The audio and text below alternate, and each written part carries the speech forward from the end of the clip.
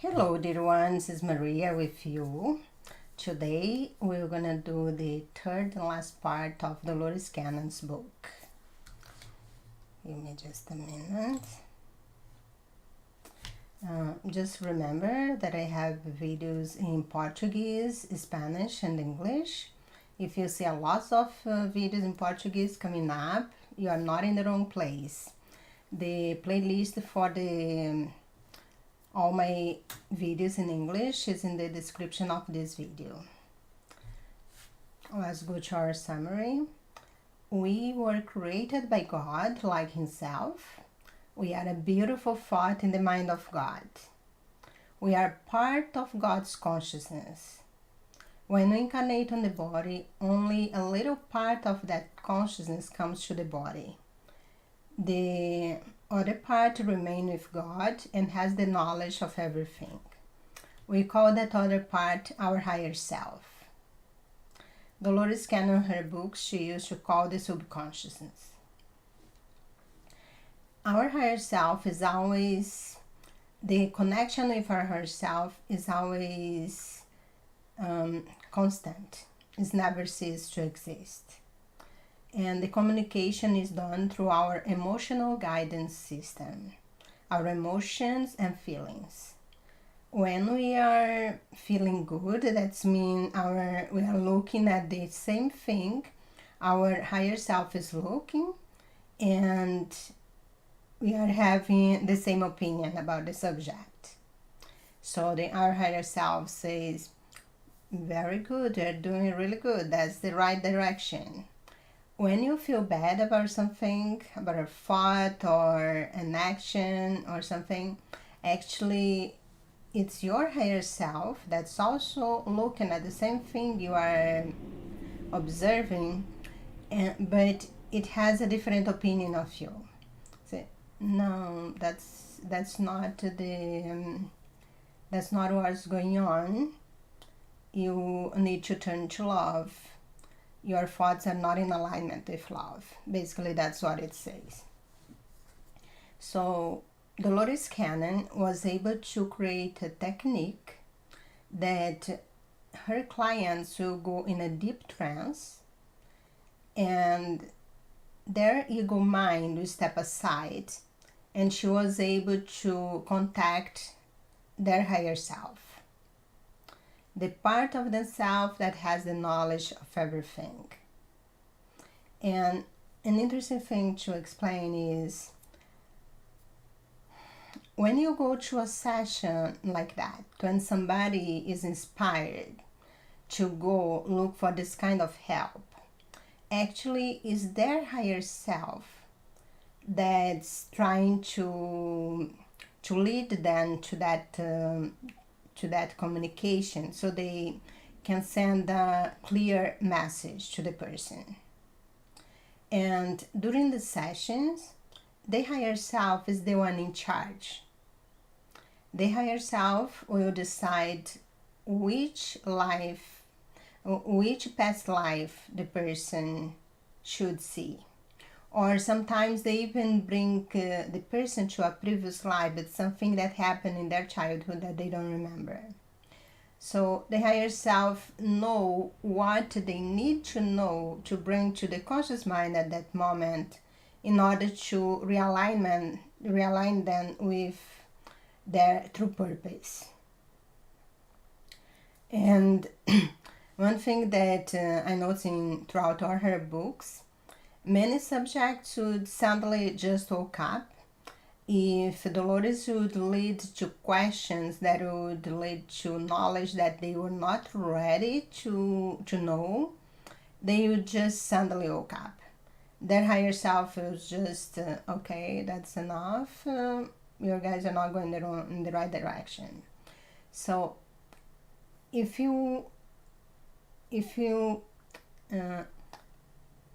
are with a professional that really knows what's doing, that's a really safe technique and it's very helpful. Another thing that they used to do is, they were in this state of trance when she would bring the higher self, they would do a scan in the body of the person, and they will heal many diseases. All diseases that you have are actually your body try to call your attention for a thought and belief or a pattern that is no longer serve you.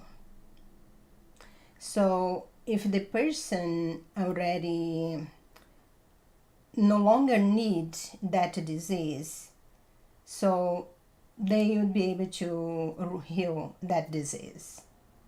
And Dolores saw like many things that we call like miracles. People being healed from diabetes and return their sight, many amazing things. And throughout her life, Dolores taught more than 5,000 students. So there are people all over the world using this technique nowadays. And they were able to do everything that Dolores was doing. Actually, it's not really that. They are able to put the client in a deep state of trance, call up the higher self, in their higher self that's a part of them that is still connected with God. They are really the one doing the work. So let's go to our third part. Let me just,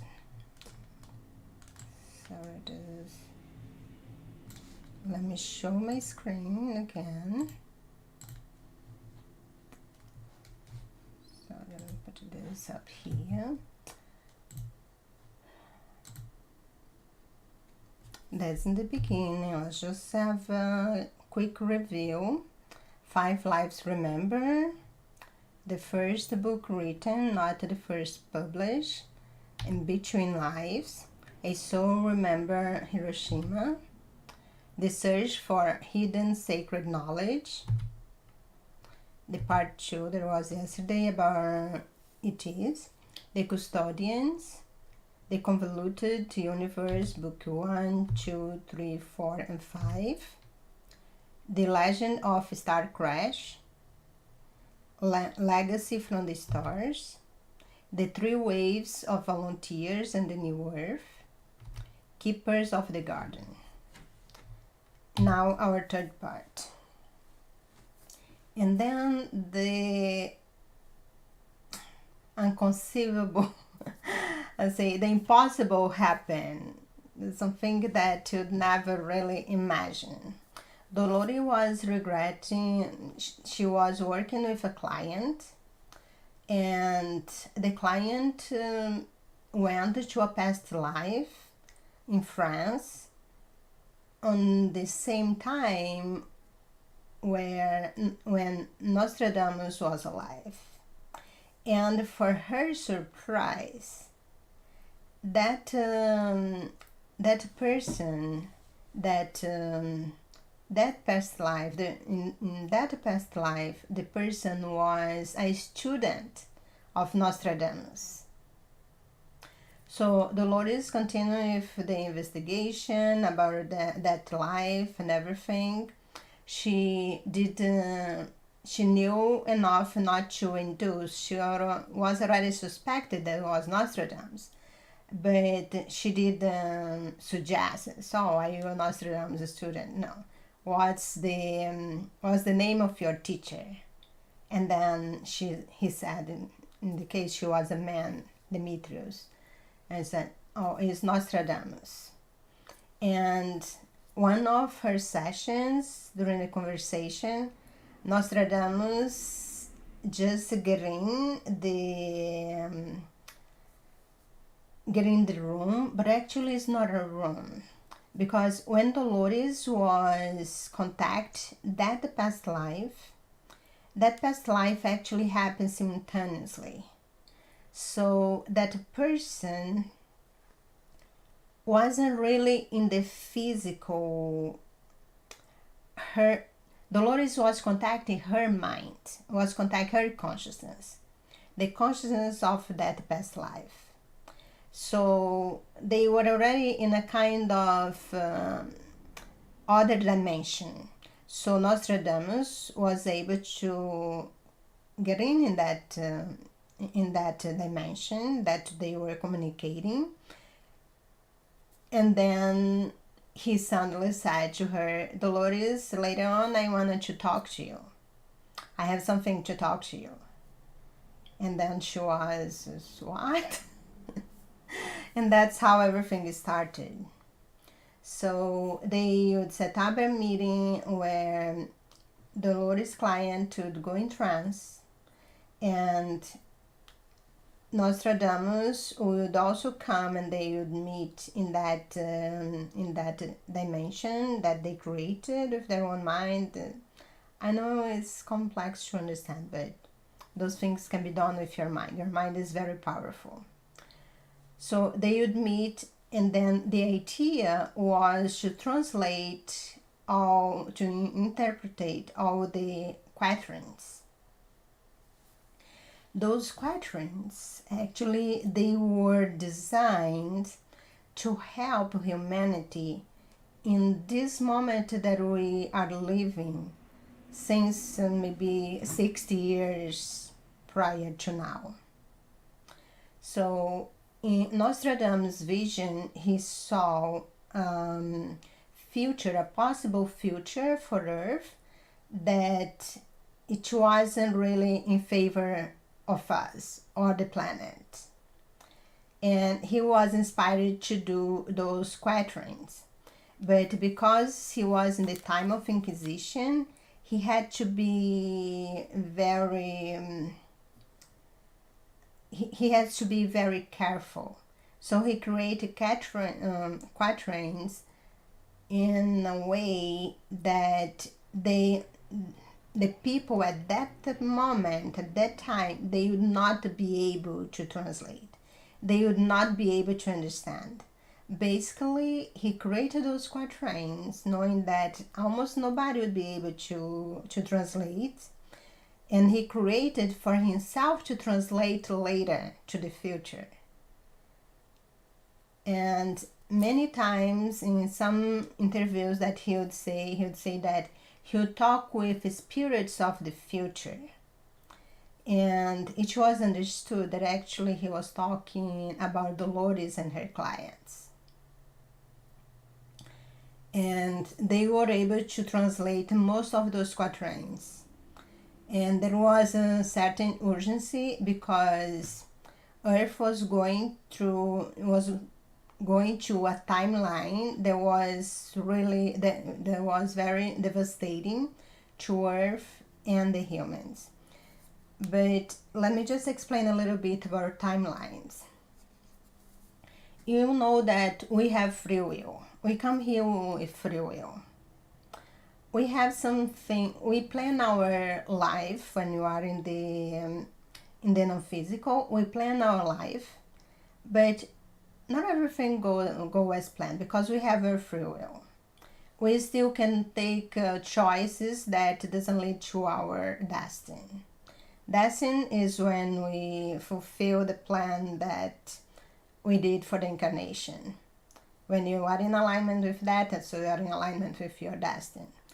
But many of the times we don't follow the plan because we have our free will. So depend on what you are creating in the moment. Remember that you're always creating the moment. In the present moment, you are creating your future. So what you are living right now is the result of your thoughts, beliefs, and emotions and vibrations that you send out to the ether, the universe, in the past. So people, they are psychic that can tap into other dimensions out of space and time. They are able to see the future. They are able to see those possible futures because you create a situation that will lead you to one future, But if you change the perception of things, if you change the energy on something, and then your future will be different. So just by knowing, the human mind is so powerful that just by knowing that something bad may happen, if they focus their attention in love and in other things that are contrary to that, it's already changed the trajectory. So that's why Nostradamus did that work with Dolores, to alert us to start to pay attention on different things and create a new future for us. And the information that I'm getting through other sources and everything is that yes, we were able to change the lifetime, and now we already enter a lifetime that's favored to the human race and favored to Earth. So I'm not saying that his quatrains and the work he did with Dolores was the only thing that happened that helped. It wasn't. It's the 3 waves of volunteers, that's many people. It's a conjunction of many things that's really help to put us in a good timeline that's in favor of Earth.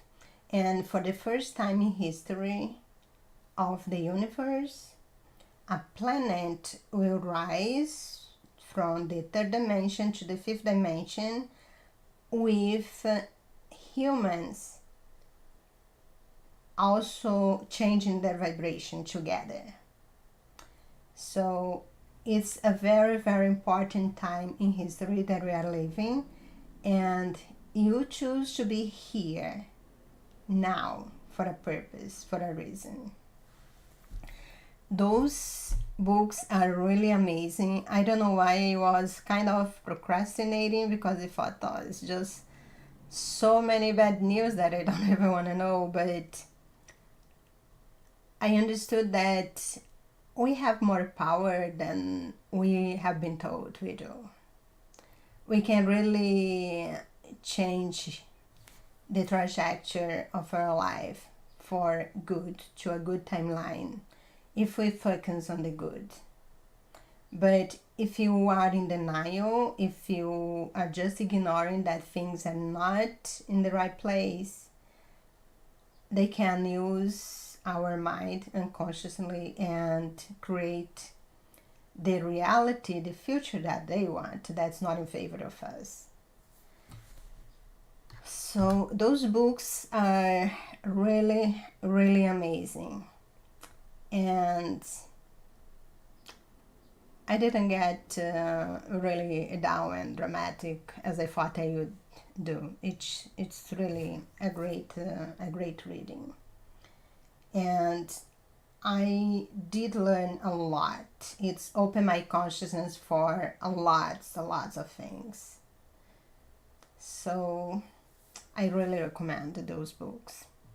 And the great thing, if you're not having too much time to read, all of them are already available in audiobooks.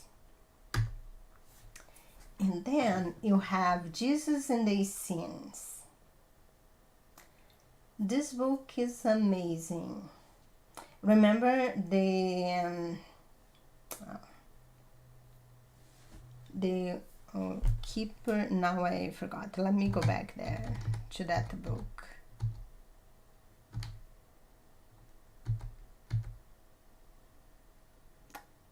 Oops, The Search for the Hidden Sacred Knowledge. So I told here, I explained that many communities in the past, they were entrusted with those hidden knowledge. And Quran and also Mount Carmel, they were the scenes. They have different. I knew at least about 2 locations. There was the Quran and Mount Carmel. They were interested with those knowledge. So let's go back to that again. For some reason it's taken. Okay. Sorry. Okay. So Jesus in these scenes, the same client that regretted the past life where she was a man living close to Hiroshima, that witness that was a victim of the bomb, the nuclear bomb. She also had a past life as a man in the Korean Essene community. And these scenes, they were a very close community. They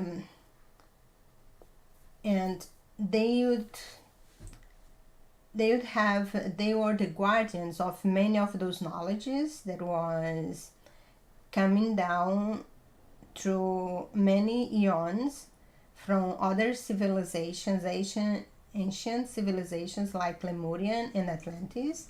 They had some objects from Atlantis, for example, and many many things written down, scrolls written down. So, and they would teach about how to connect with your higher self, how to do astral travel, how to basically how to connect with God, to that other part of yourself that's still with God. And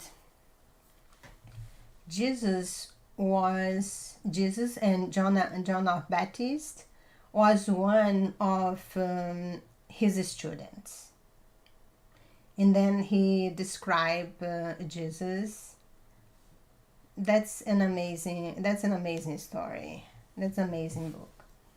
And he tells the story. He says about he talk about what happened when Jesus was about to come to earth, that all the heavens was watching, and all the watchers, all the ETs that watch us, that protect us, protect earth and protect us, everybody was watching, everybody was working, and that was like a big accomplishment. And he also witnessed the death of Jesus, but already from the other side. So he even had a more broader perspective about that. That's a book worth to read. It will really open your mind for a lot of things.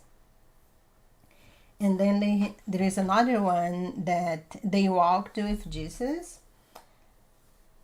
There was two clients that they regret to past life where they would walk with Jesus.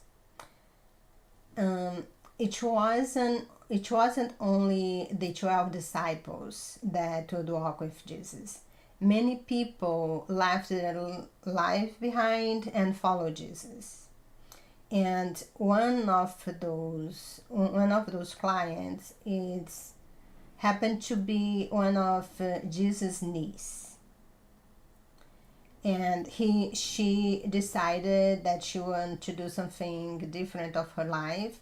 Of course, that time was expected that she would get married, have kids, but what she really wanted to do, her heart really wanted to do, was to follow Jesus and help people. So that's what she did. It's an amazing book, and it's really explain about give you lots of insight what Jesus was doing during those 3 years. That's an amazing book. And then you have another book, 2012, Create Your One Shift. That shift they are mentioned here is the shift from the third dimension to the fifth dimension. And this book is a collaboration of 37 professionals, researchers, and some they channel high entities, and it's an amazing book. It's open your mind to so many subjects and always give you a very empowering message what you can do to really get in track and take control and responsibility for your progress and evolution. And the big thing about 2012 was for Earth to go to the fifth dimension. Earth needs to reach certain percentage of light, and in 2012 Earth reached that percentage. So after 2012, no matter what happened, no matter what the humans would do, Earth would go to the fifth dimension, with or without us. That's what happened. And in some of Dolores Cannon's book, Samitis said, even if they try to launch a nuclear bomb right now, we're gonna destroy in the air and annihilate cancel the effect, because it's not compatible with the timeline that Earth is going through. So that would not be allowed. And I heard that through other sources saying the same thing. There will not be a third world war. We already passed that timeline. We changed it to a positive timeline. Earth will go into the fifth dimension, and many of us is going with her. That's another amazing book. Dolores has participation on it, but it should really open your mind to a lots of things. So that was the presentation about Dolores Cannon. And the good thing about Dolores is she wrote 19 books. I'm sorry, I'm having trouble to do that. She wrote 19 books. And she has a lot of... okay, I'll just leave it like that because it's not working. Sorry. She wrote 19 books. And she regrets thousands and thousands of people to past life and connected with their higher self, and got a lots of knowledge. Before she passed, she entrusted all this material to her daughter, Julie, and her daughter is taking care of her legacy. I think at the Convoluted Universe Book 5, Dolores didn't have a chance to complete. Julian finish up and publish. And there were other books that Dolores had started that actually she already had the knowledge on her tapes and recordings, but she just didn't have the time to transcribe and complete the book. So I heard that Julia is working on publish more books from this material. So don't get surprised if you get more Dolores Cannon's book after she's already in the other side. That would be amazing. So that's all for today. Thank you for joining me on this adventure. And actually, the adventure for you, if you didn't read her books yet, is just starting. That will be an amazing journey. And if you have any question, feel free to ask me on the comments. Much love.